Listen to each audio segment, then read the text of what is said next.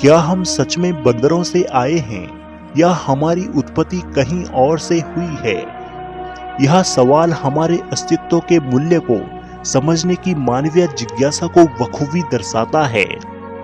क्या वास्तव में मनुष्य बंदरों के ही वंशज हैं या हमारी उत्पत्ति किसी ऐसे स्रोत से हुई है जो अभी तक हमारी खोज में छिपा हुआ है?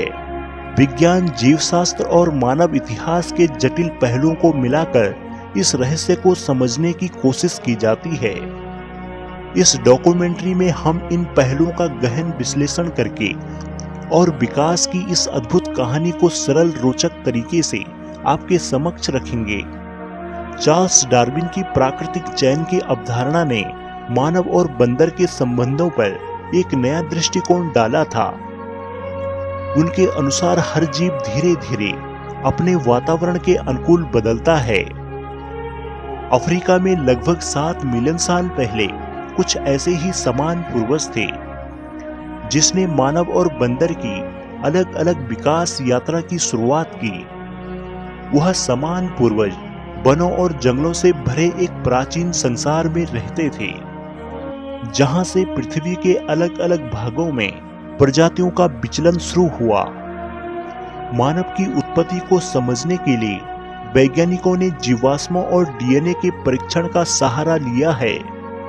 इनमें से प्रमुख खोजों ने इस जिज्ञासा को और गहराई दी है।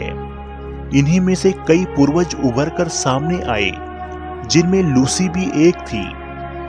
लूसी लगभग 3.2 मिलियन साल पुरानी ऑस्ट्रोपिथेकस अफ्रेंसिस प्रजाति का जीवाश्म है। यह जीवाश्म मानव व बंदर के बीच की कड़ी को दर्शाता है।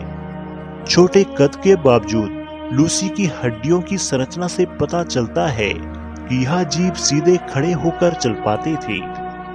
होमिनिन नामक विभिन्न प्रजातियां जैसे होमिनिड्स ने ही मानव विकास की संरचना को तैयार किया।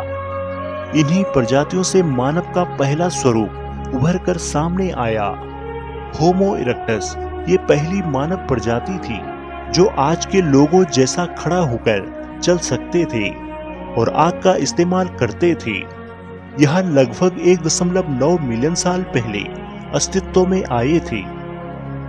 यह धारणा है कि हम सीधे बंदरों के वंशज हैं, जबकि वैज्ञानिक रूप से यह सही नहीं है। हम और बंदर दोनों एक समान पूर्वज से विकसित हुए हैं। यह पूर्वज समय के साथ बदलता चला गया। विभाजन के कारण इन दोनों प्रजातियों की अलग अलग विकास यात्राएं शुरू हुई। यह जीव जो शायद अब विलुप्त हो चुका है, इंसानों और बंदरों के बीच जैविक कड़ी का प्रतीक था। विकास के सफर में मनुष्यों ने कई ऐसी विशेषताएं विकसित की जो उन्हें अन्य प्रजातियों से अलग बनाती है। इंसानों का मस्तिष्क बंदरों की तुलना में अधिक विकसित और बड़ा है। इसी क्षमता ने हमें विचारशील, भाषा, कला और जटिल समाज बनाने में मदद की। टूल्स का इस्तेमाल कमजोर हाथों और परिष्कृत उंगलियों के कारण मनुष्य ने औजार बनाने की अनूठी क्षमता को विकसित किया। मनुष्यों के पास जटिल संवाद की क्षमता थी, जबकि बंदरों के संवाद साधारण संकेतों और आवाजों तक सीमित है।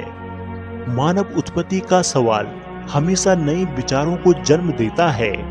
विज्ञान के विभिन्न सिद्धांत इस प्रश्न को और गहराई में ले जाते हैं। कुछ वैज्ञानिकों का मानना है कि मानव और बंदर दोनों की उत्पत्ति समान लेकिन स्वतंत्र रूप से समांतर विकास का परिणाम है। कुछ वैज्ञानिकों के अनुसार जीवन का बीज पृथ्वी पर बाहरी ग्रहों से आया है और वहीं से मानव विकसित हुआ है। हेलो दोस्तों, अगर आपको यह वीडियो पसंद आई हो तो कृपया हमारे चैनल को सब्सक्राइब जरूर करें व हमारी वीडियो को लाइक व शेयर करें